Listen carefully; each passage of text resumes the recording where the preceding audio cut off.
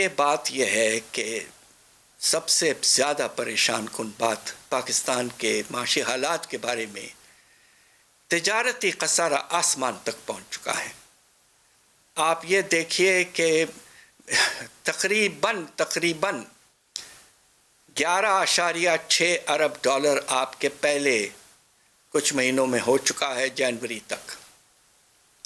اور خطرہ یہ ہے کہ چونکہ کرنٹ اکاؤنٹ ڈیفیسٹ، اور خطرہ یہ موجود ہے کہ سال ختم ہونے تک جس رفتار سے یہ جا رہا ہے یہ تقریباً 19 سے 20 ارب ڈالر تک بھی پہنچ سکتا ہے. ساتھ قرضوں کی واپسی اس سال 13 ارب ڈالر کے اوپر دباؤ آ گیا ہے. جی آپ کی ٹریڈ ڈیفیسٹ اوپر جا رہی ہے، ریمیٹنسز کے اوپر پریشر آ گیا، تو یہ 19-20 ارب ڈالر پہ چلے جانا ہے اس نے. بالکل جانا ہے. جی آپ ٹھیک کہہ رہے ہیں، اور اگلے سال اس سے بھی بڑھے گا.